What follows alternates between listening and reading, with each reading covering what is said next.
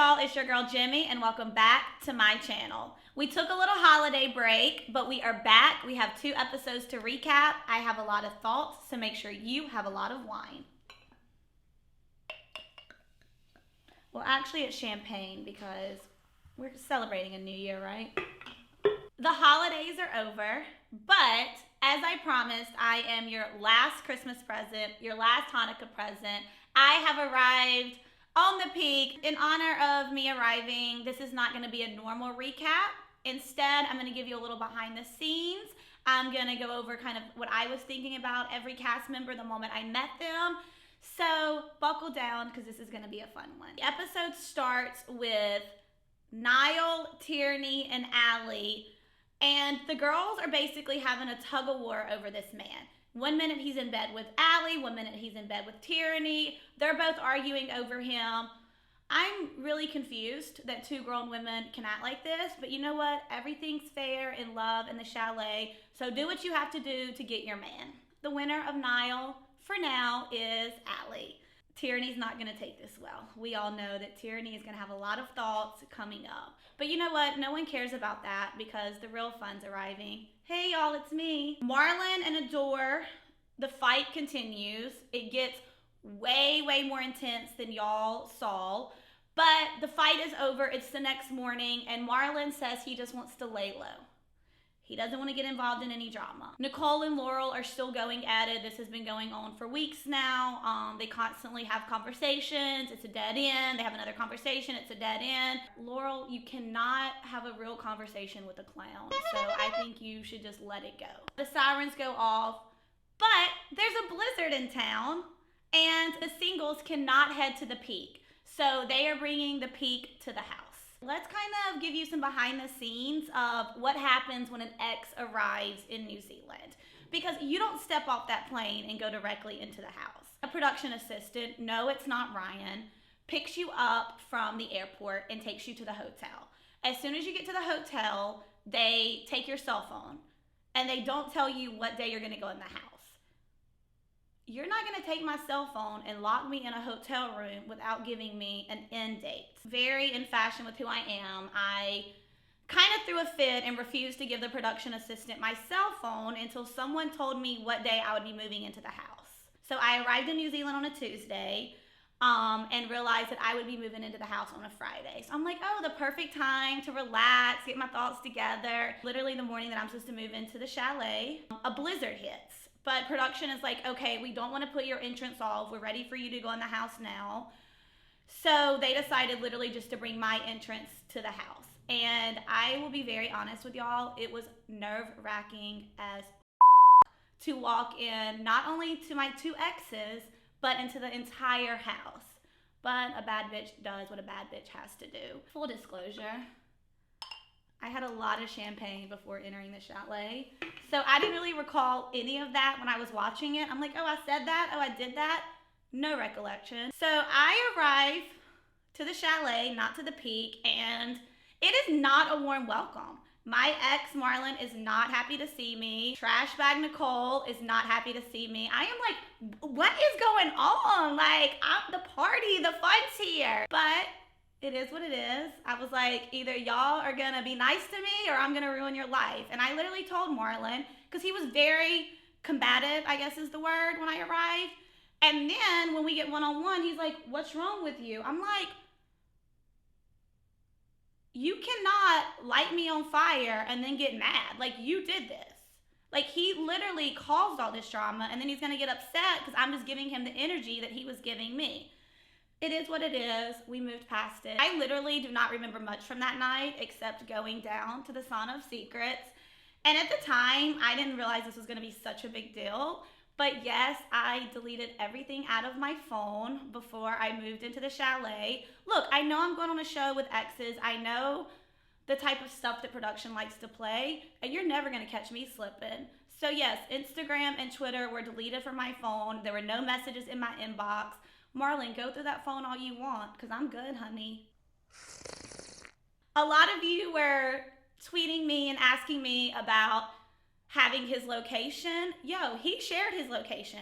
When you share your location with someone, it's your responsibility to was it de-share, take it away? I don't know the right word. You share your location with me, I'm gonna keep looking until you take away that access. Stop sharing. Why is that such a hard word to come up with? God damn it, too much champagne already. Stop sharing. So my whole thing is don't share your location with me if you're gonna forget to stop sharing, because I will keep track of you. My first impression of people, you already know my first impression of Ryan. I already knew Nicole. I loved Adore from the moment I met her. Like, Adore and I just locked eyes and vibed from literally 60 seconds of being within that house. Demi and I are very close now. Fun fact, Demi's little bitch ass did not speak to me the entire night. And now we all know why, because she had a little crush on Marlon. But yeah, Demi was very like, she didn't want to get to know me. But I'm the type of person, like, you're going to get to know me regardless. Like, I am going to force myself upon you. Daniel, I didn't have a conversation with night one because I got weird vibes from him. So I'm like, stay away from that kid. I knew from like the moment I met Allie, I was like, she's going through something in this house. And y'all haven't seen a lot of it. But sister girl, I don't like to use the word bullied because I think that's a word that people use too much. She made herself an easy target, but she was a target to all of the house. So the moment that Allie and I kind of had a conversation, I was like, okay, I'm going to take you under my wing and I'm going to help you out because I think you have a lot of good qualities. I knew Tierney. I knew about Tierney and her ways, so I was excited to see how she was acting on the peak. Oh, and Georgia and Callum, I knew the moment that I met them, I was like, they have a real thing going on. I could tell that this wasn't just some TV shit, that they had a real serious connection. So cheers to me being a fan of Georgia and Callum from day one.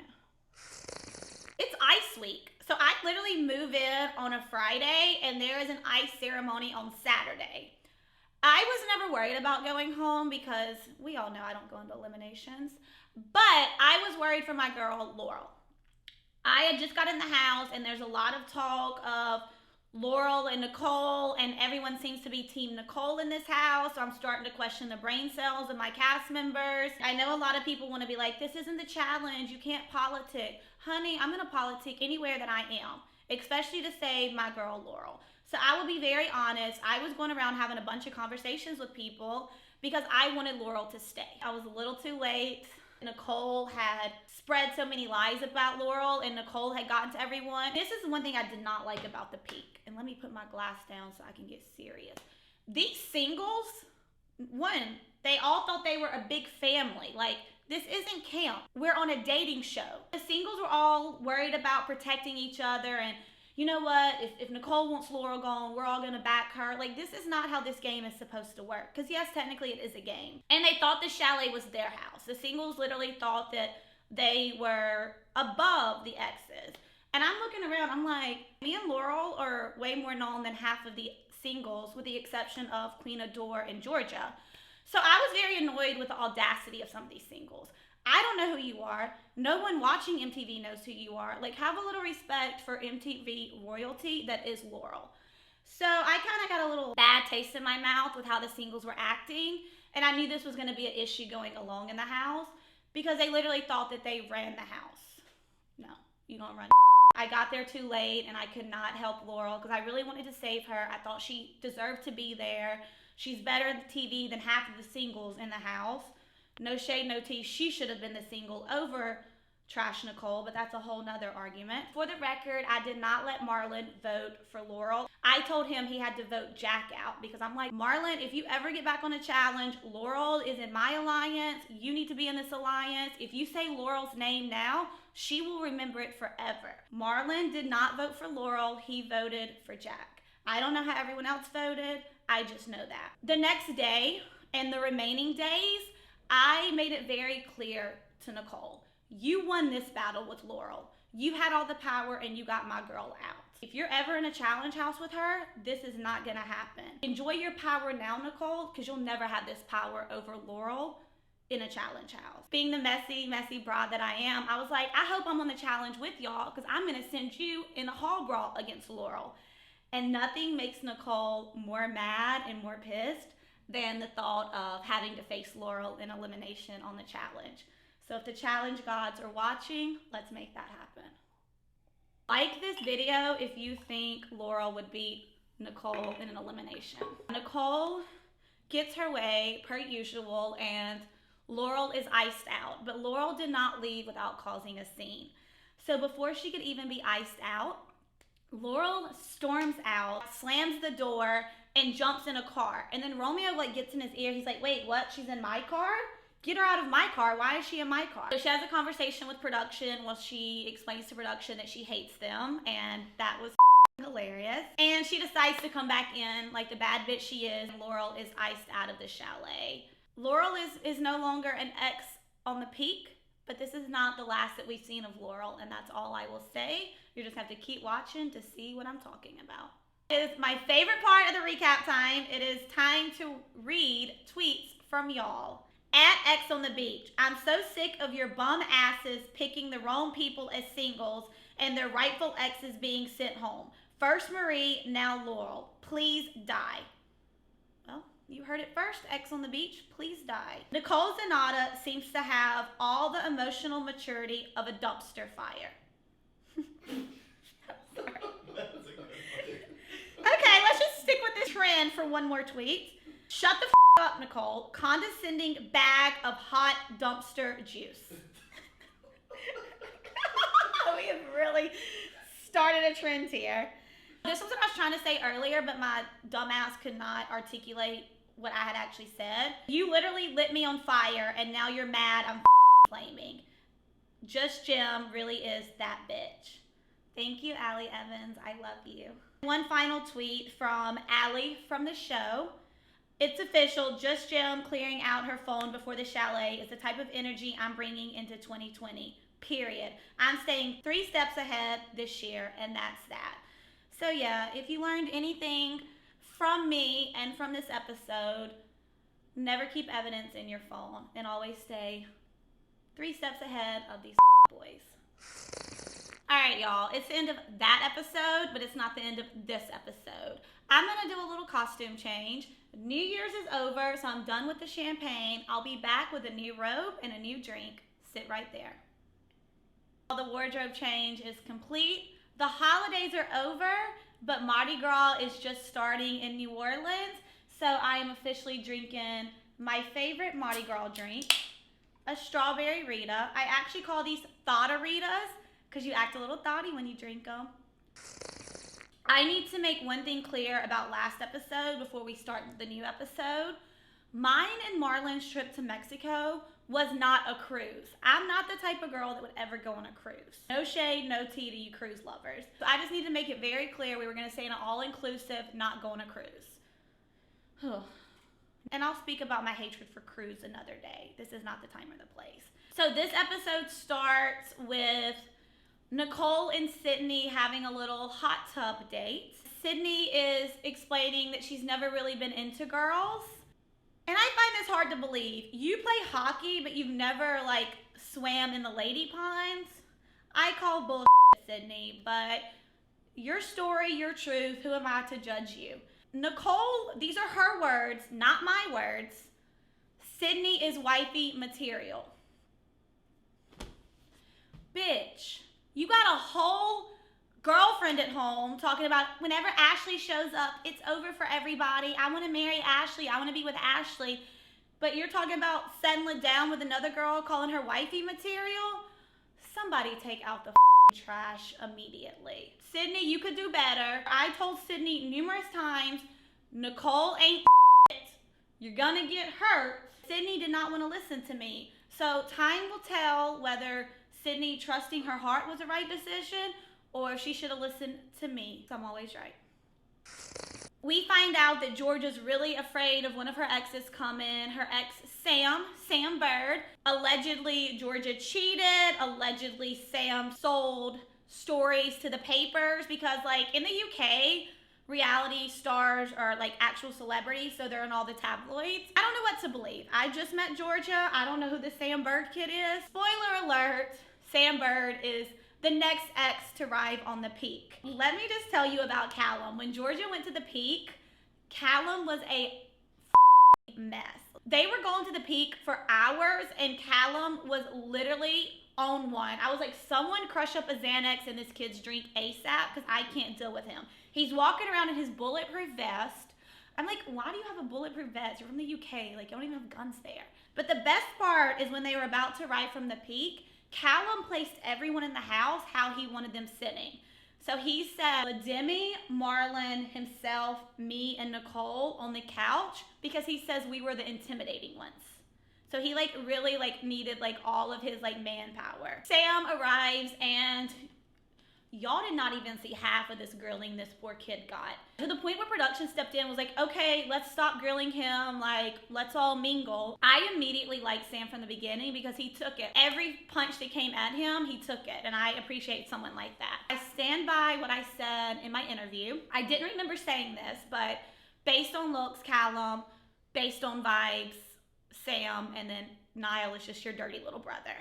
So the night ends and the night doesn't end because there is a fire date that needs to be won. Niall gets the date and he picks our girl Allie. Tierney still seems to feel some type of way.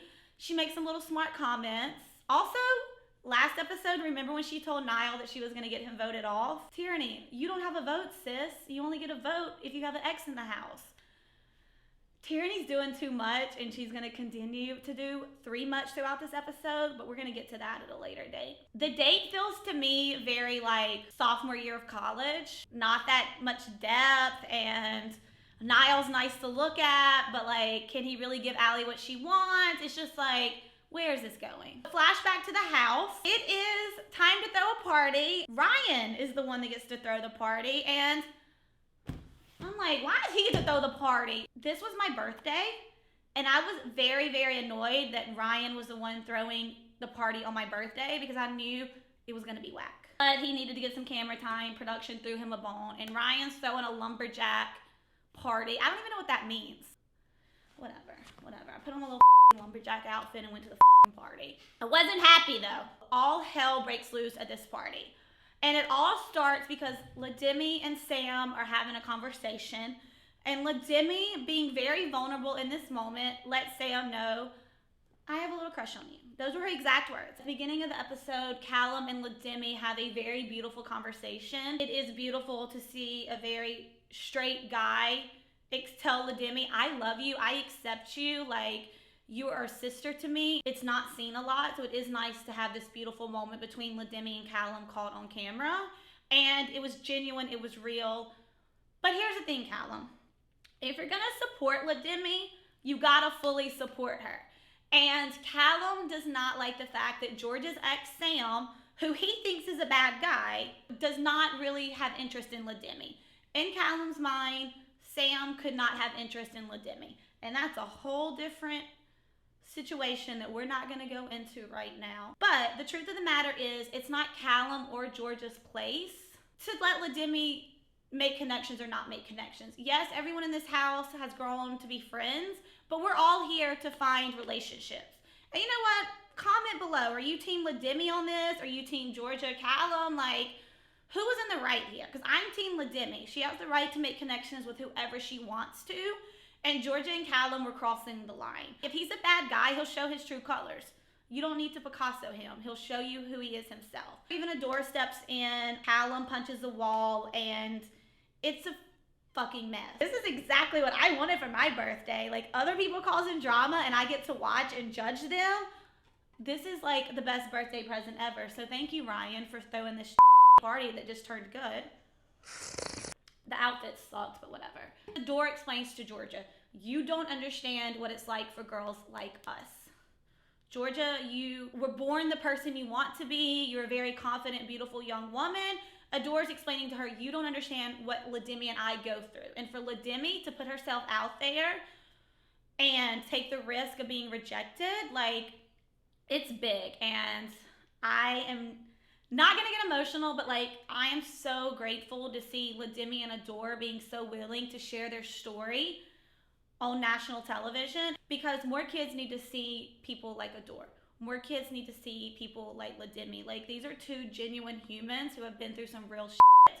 And there are some kids at home that are really learning about themselves through Lademi and Adore. Full disclosure, Tierney and I are very good friends, but I have to hold my girl accountable. So she tweeted last night, see, I wasn't gonna say but I'm tired of explaining myself. I don't like this season of X on the Beach only because they're trying to play me with this storyline. The edits are all up, and not to mention y'all trying to play like a bitch really this thirsty. Like what? They can only edit the content that you give them. They can't make you look thirsty unless you act thirsty. So Tyranny girl, I love you, but you're fighting with Allie over Niall. You now are trying to shoot your shot at Sam. Like, there's a whole conversation that I didn't even know that happened where you told Marlon he was your number one and Ryan was your number two, and he looked at you like you were crazy. Sister girl, you can't shoot your shot at everybody. It is a dating show and it is about exploring options, but girl, you don't have to test drive every car that pulls up.